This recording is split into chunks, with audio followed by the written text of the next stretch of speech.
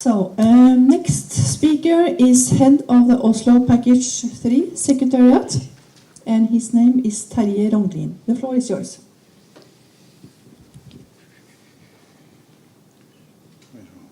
Dette er jeg skikkelig dårlig på. Kanskje Eli hjelper deg? Andre veien. Sånn blir det.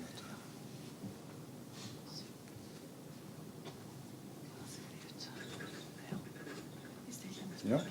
Ja. Kan dere høre meg? Is it okay? Og så trykker du.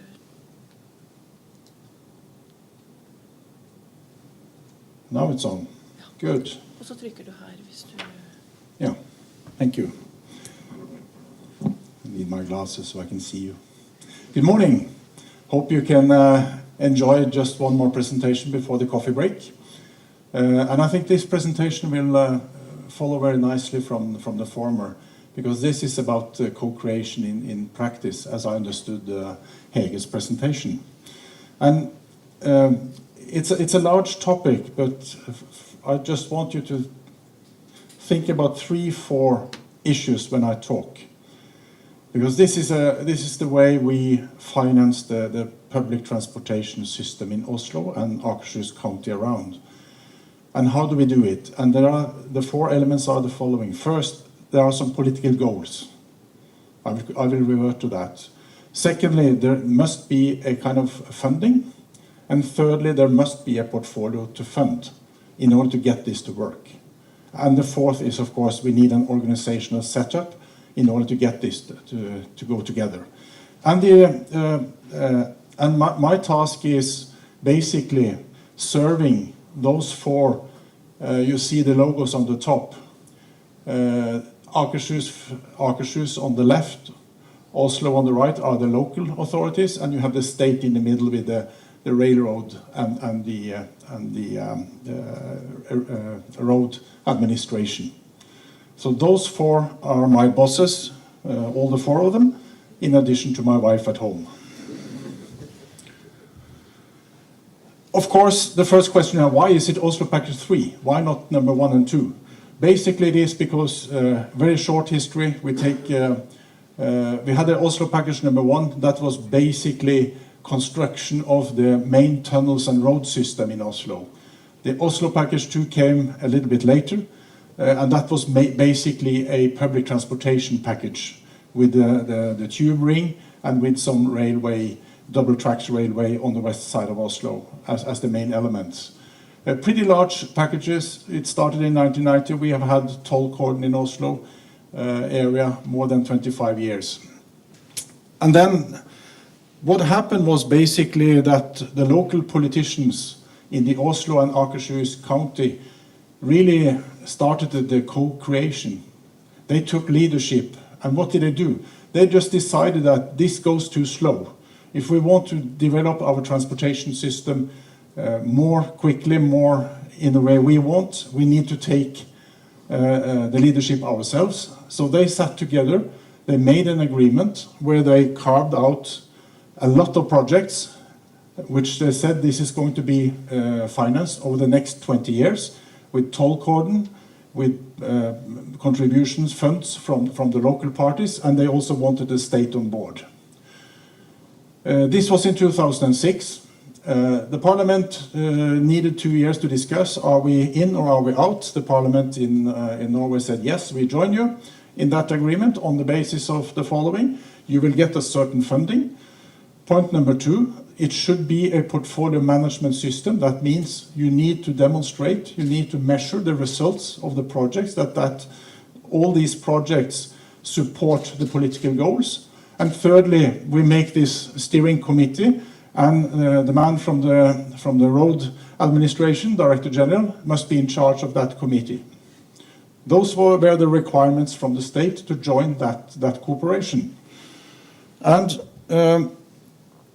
basically, and don't get afraid, I'm not going to go through all the 36 projects, but the point here is that at that time in 2006, the politicians locally made a list of 36 projects. And why do I underline that? Yes, it's because you understand that as time goes, society develops, technology develops, projects change, financing change, things get more expensive or more cheap. So you need to look into that portfolio from time to time. And history has shown that every fourth year, more or less, which happened to be also when the parliament look at the transportation network for the whole country, we look into that list of projects and make adjustments as necessary. But important is politicians, and I think this is very important that they stick to this list. So projects don't get out of the list. You may add new ones. But in order to keep I would say, the political agreement, we keep to the list. Which only means that those projects which are not prioritized today, they end up at the bottom of the list. You will understand. So back to the three elements I talked about. Oslo Package 3, first, it's about reaching political goals. That could be political goals from the state. Today in Norway we call that the zero growth goal. That means that all private growth of private transportation in the future should be covered by public transportation, walking or biking. No private cars, basically, for the growth.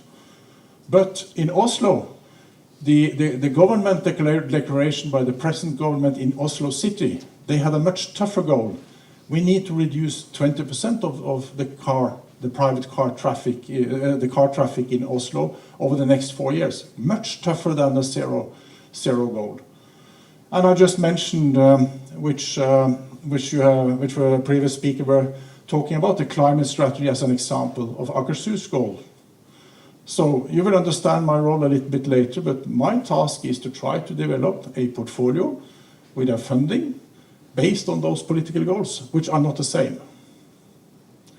So you understand, last Saturday we were in a dinner party, private, my wife and myself, and there was a person asking my wife, what is your husband doing? And she answered, he's in charge of the Secretariat of Oslo Package 3. And the person said, yeah, I understood that, he's very diplomatic. The portfolio of governance, of course, this is a very tough task. But that means that you need to evaluate your portfolio. How much does that portfolio correspond to reach the political goals? And you understand when you work with those 4 different partners in this cooperation, there is of course a clash between, I would say, knowledge based results and political interests. And political interest is not only one party, it's all the parties involved, which have, again, very different interests. So it's the poor task of the 3 of us in the Secretariat to try to find a way to balance political goals and what are the knowledge-based results. Not always so easy, but still you all understand that you need to find solutions that can work for all involved. And mind you, so far, I've been here for the last 6 years. We do not have any voting rules. It's consensus-based. And we have reached consensus every time, except that last time the state overruled on a certain project, which is very interesting for those living here in the western part, large road project. Financing. So you understood already from what I've said, this is a pot of money. And the money comes from the state budget, it comes from the local budget of Oslo Akershus, it comes from toll cordon, which is the funding we get from the people who use their car. And in Oslo area, we consider the toll cordon as more private. It's the local money, it's not the state's money, it's the local part. And I called it property developers, that are the landowners that Arthur talked about. When we do, one of the major projects coming up now is a metro line, as Arthur explained, from this area at Fornebu to Oslo city center. And of course, it would be very good if the landowners who develop Fornebu and the value of the land increase since you establish a metro line. There is a gain there. And the idea is that the landowners should share part of that gain with the society. I think it's a fair principle. You have to just find the level, which means that the landowner will have to give a little bit away of his economic result. And you will see that later on, but that is our task, to build up. Actually, it's a large Excel sheet where you have all the projects, the financing, and see how that works based on different political goals and a compromise. This is the organization. And mind you, there are two basic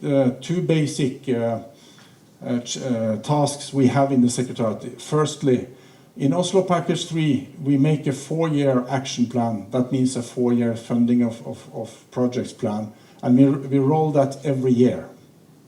So it's a rolling plan. So we look over the funding, we look over the projects, and we make changes if necessary every year.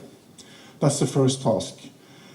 And as I said, as time goes, you see that the portfolio and the funding and the development of the society doesn't fit.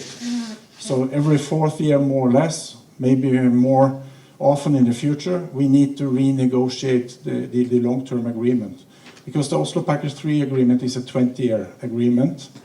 So when the first one started in 2008, went to 2027, the next one, 2012, you just increase 4 years every time. And the reason for that is that you have to secure financing of your portfolio. So those are the two major tasks we do, and of course in that measuring what we obtain. So the 3 poor guys, myself and 2 more, one controller and one transport expert, we sit in the Secretariat and we prepare the analytical work and we prepare the decision-making material for the steering committee. It doesn't mean that we do all the work ourselves. We may use consultants, we may use all the other actors in the area, the planning part of Oslo, we may use the transportation company, public transportation company Ruter, as persons to help us to get the material on board. But we do that work. We have a support from administrative employees in the same 4 units. We also may discuss technical issues with experts, but it's the Secretariat's task and obligation to present something up for decision.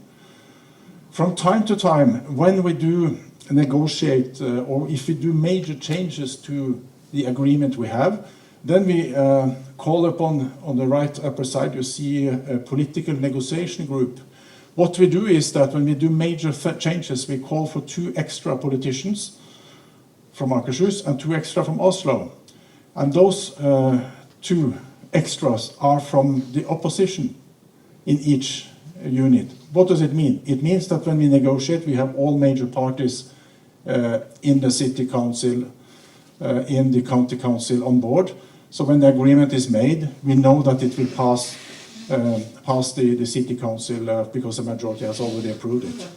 So it's a way to secure that we get all political interests on board. Political reference group, once every half year we make a presentation to all the leaders of each party represented in Oslo, in Akershus County, so that everybody understands this is what we are going to present to you as an action plan for the next 4 years. So these are the priorities. They get information, they get a chance to influence the decision if they so wish. That is the idea about that. This works. I think there are some major reasons why this works, and I think it's you can tick off a lot of the I would say the barriers that Hege talked about quite some minutes ago. It works because we have a strong leadership in the steering committee. It works better if you have a very good atmosphere, a very good relationship between the individuals in the steering committee. That can be challenging because 2 of them are politicians and basically they are from different parties. This time we have the Green Party in Oslo, which is very much on the green side, and we have on the right-wing party in the state. So we have a large distance to go to get things rolling, but it works. And I also think if you look at from the Secretariat's perspective, our task is to try then to combine and compromise on political and knowledge-based facts when you discuss certain portfolio aspects. Which means that I spend quite a lot of time drinking coffee with politicians. Because I believe if this is going to work, if this is going to work, you have to find a compromise that most of the political parties can share. That's normally in negotiations. You find the area where everybody have a stake. So I usually say that if every party, every participant is a little bit disappointed, then you have a good result. Because if one party is very satisfied, somebody else is very dissatisfied.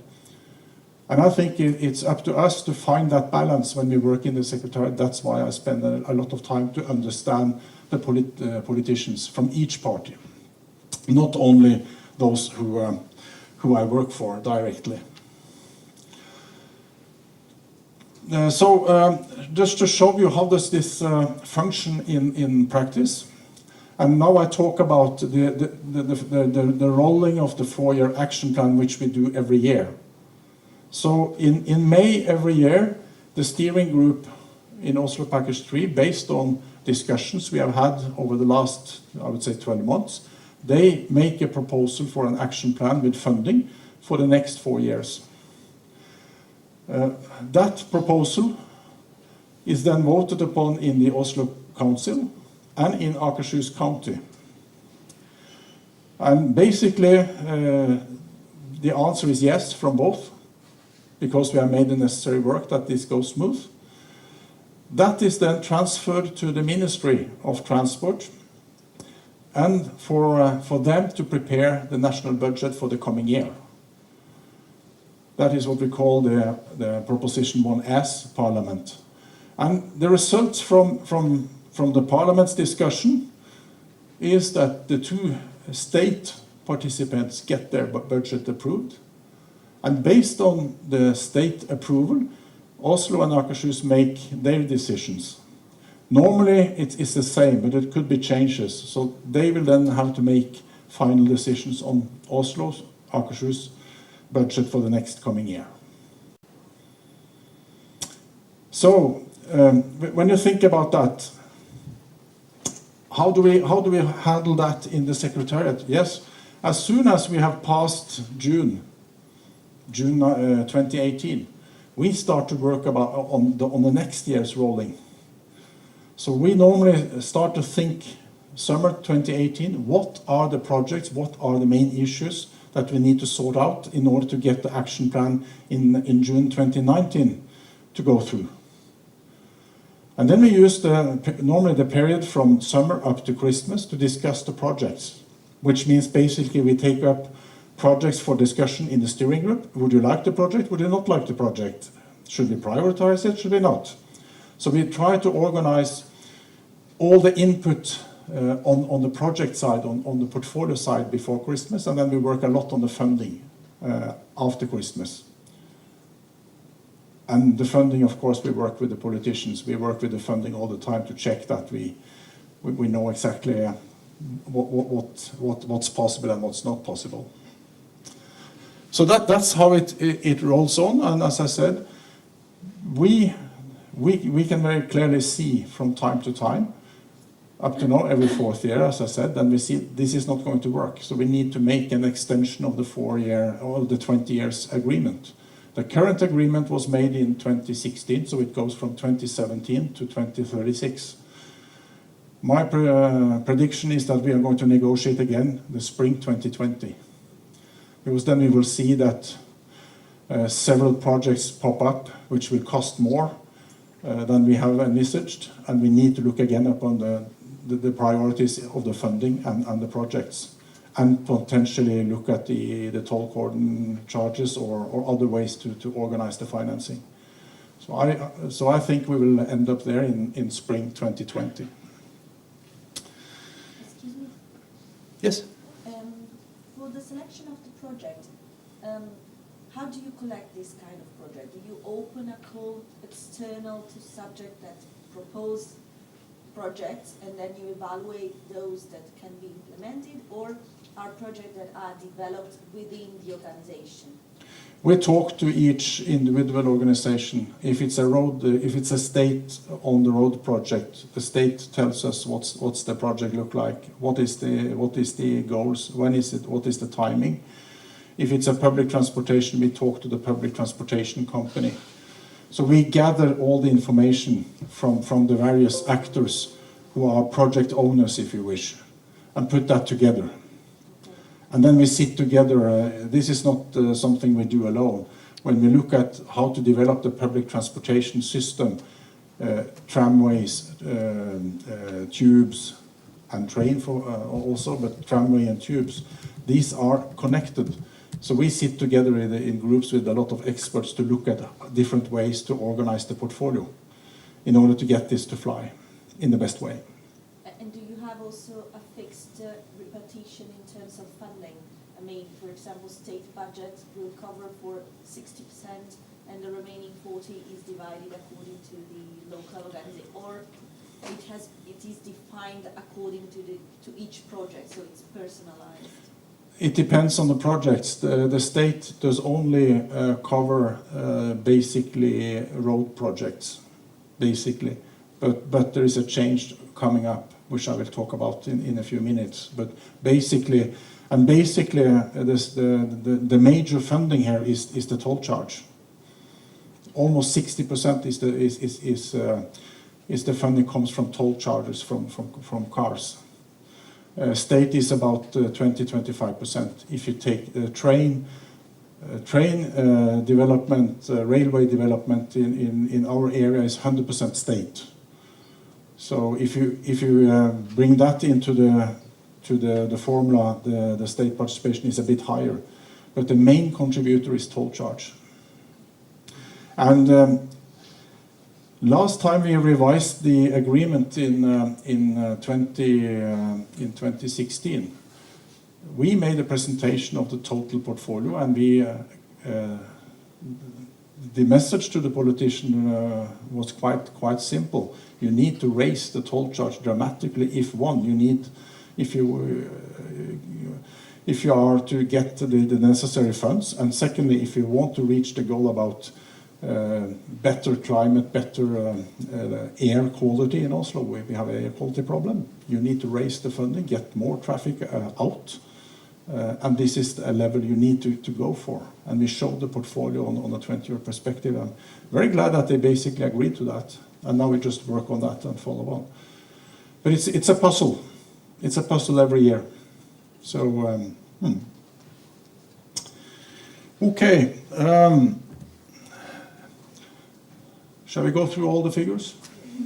No, this is just, you will probably get a copy, so you can just see, this is just to show you how an extract of our Excel sheets look like and what is the final decision. There is on the top you see all the income from the state, you see the toll cordon, and you can see how we put that, how we distribute it on different types of projects. And this is the puzzle we are using, that if that figure go up, you need to reduce somewhere else. So we try to balance all the kind of incomes and all the kind of costs for the various projects, which means that we need to have a good overview of all the projects and timing and so forth, which are what we are working on through the year. I should also mention one thing. Last year, or in the last agreement, it was also decided that part of the income from the public transportation company from the tickets should be allocated to Oslo Package 3. So it was agreed after a heavy political debate that prices for public transportation should be increased a little bit more than just the consumer price, which is a tough political decision. But it was done. So that's also a way to fund it. Yep.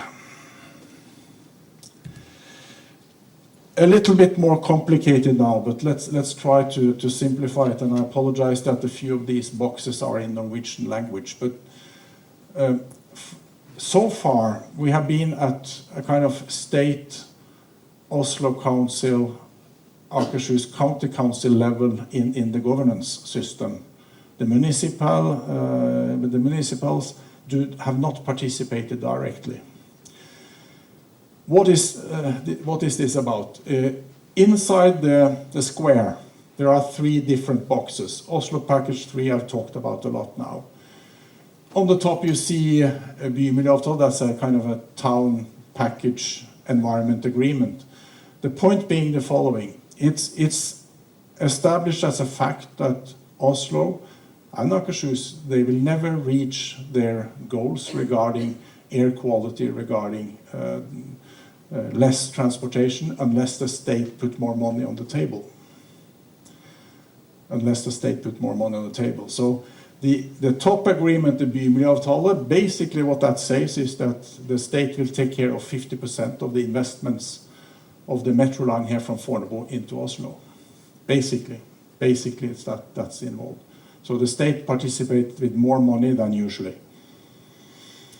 Then, at a certain point, some clever guys or girls, ladies, found out that we need to get a system where we put more emphasis in the correlation between area development issues and transportation.